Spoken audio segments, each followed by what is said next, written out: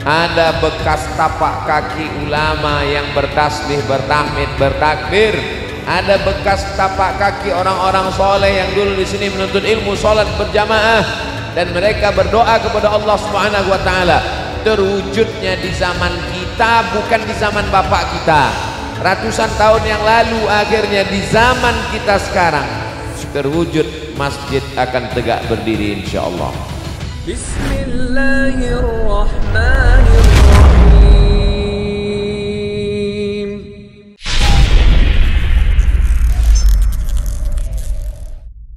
Pripun kabare api? Alhamdulillahi rabbil alamin. Allahumma sholli ala sayyidina Muhammad wa ala ali sayyidina Muhammad. Kabarnya Bapak Ibu menanti dari jam 8. Saya Ustadz Lukman dari Kalimantan Barat, Pontianak. Saya dari Pulau Sumatera, Riau. Menanti pertemuan kita ini 50.000 tahun sebelum Allah menciptakan langit dan bumi. Langkah, rezeki, pertemuan, maut sudah ditetapkan Allah Subhanahu wa Ta'ala. Sebelum saya masuk ke rahim ibu saya, sebelum saya lahir ke dunia, sudah ditetapkan bahwa hari baik, bulan mulia ini kita akan bertemu di bulan kelahirannya Rasulullah Sallallahu Alaihi Wasallam. Bukan mudah untuk dapat jadwal Ustadz Lukman. Beliau menutup diri untuk tidak ngisi pengajian, tidak ceramah, tidak tabligh akbar, karena ada yang satu beliau fokus urus, kecuali kalau yang ngundang Ustadz Salim Afillah. Ustadz Abdul Somad datang ke Yogyakarta setahun hanya sekali, batal datang karena COVID-19. Mau datang lagi, batal COVID-20. Hari ini bisa berkumpul bersama Koh Stephen. Ini masjid yang ke-902. Ada Habib Ja'far di tengah kesibukan, Ustadz Anton, Pak Lurah, Pak Ketua Yayasan, Bapak Ibu hadirin hadirat, semua kita mendapatkan barokah kemuliaan Al-Quran insya Allah. Kalau tanah ini hanya dibiarkan menjadi tanah, ditanami, setelah meninggal dibagi-bagi menjadi ahli waris, berebut, selesai. Dibangun rumah, rumahnya dijual, diwarisi, habis.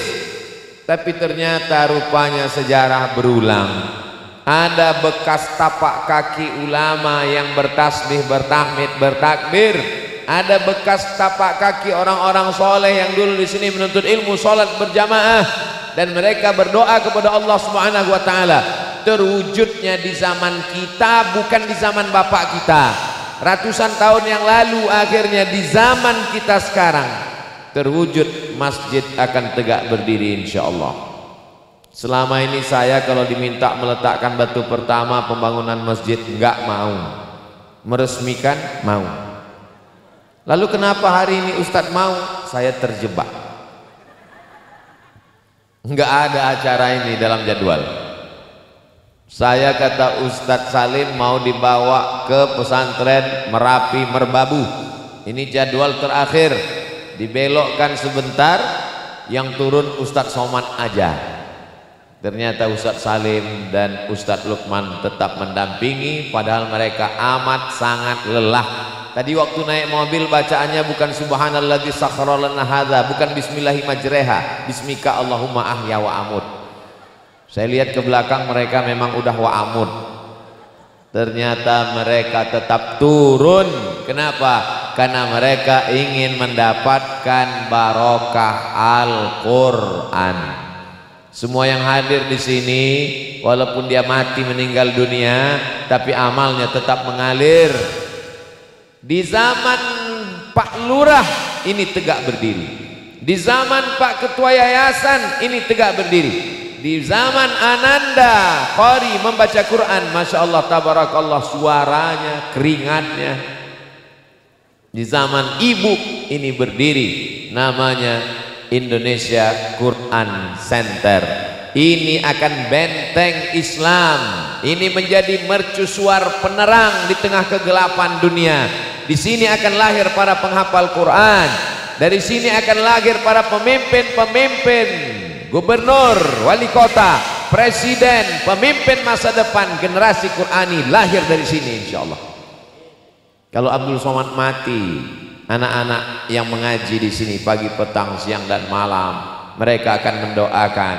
Saya tidak ada apa-apa, saya tidak anggota DPRD, saya bukan sedang kampanye, saya hanya ingin mendapatkan doa dari anak-anak, cucu-cucu bapak ibu semua.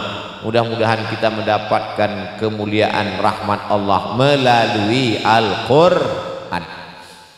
Saya bukan pemimpin Pak Ustadz, kalau pemimpin bantu dengan tanda tanganmu.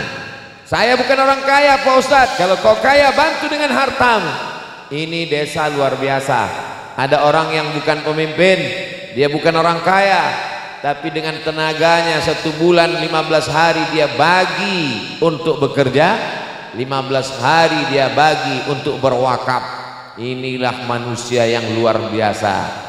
Dengan tetes peluh keringatnya, saudaraku dimanapun berada, walaupun nampaknya ini tabligh akbar hanya seberapa masyarakat, tapi sesungguhnya syiar dari Madu Rejo, walaupun madunya belum kelihatan, tapi insya Allah manisnya berita dari Madu Rejo sampai dari Sabang sampai Papua. Berita ini akan diupload ke Instagram, dimasukkan ke YouTube, ditonton semua orang. Kau punya tanah, bangun masjid, tegakkan Indonesia Quran Center. Center bukan yang dihidupkan waktu malam itu. Center maksudnya pusat kajian Al-Quran di sini. Dari mulai Iqra alif bata sampai memahami Al-Quran, ada tafsirnya. Anak-anak kita tidak semuanya jadi ustadz, jadi ulama. Akan ada yang jadi pengacara tapi dia membela orang yang lemah. Amin. Ada nanti di antara anak kita yang jadi polisi dan tentara, dengan seragamnya dia menolong agama Allah. Amin. Ada di antara mereka jadi ASN, PNS dengan jabatan kepala dinas, kepala kantor, di kantor wali kota, di kantor gubernur, di kantor presiden, di istana. Dia akan menolong. Kenapa? Karena dia adalah alumni Indonesia Quran Center. Kita terangi Indonesia dengan cahaya Al-Quran. Allahu Akbar. Saudara yang dimuliakan Allah Subhanahu wa ta'ala, kalau engkau seekor gajah, bawalah batang-batang kayu kemari. Kalau engkau hanya seekor semut, bawalah sebutir gula. Tapi kalau kau seekor gajah, bawa sebutir gula, kebangetan. Sesuai dengan kemampuan kita masing-masing. La yukallifullahu nafsan illa wus'aha.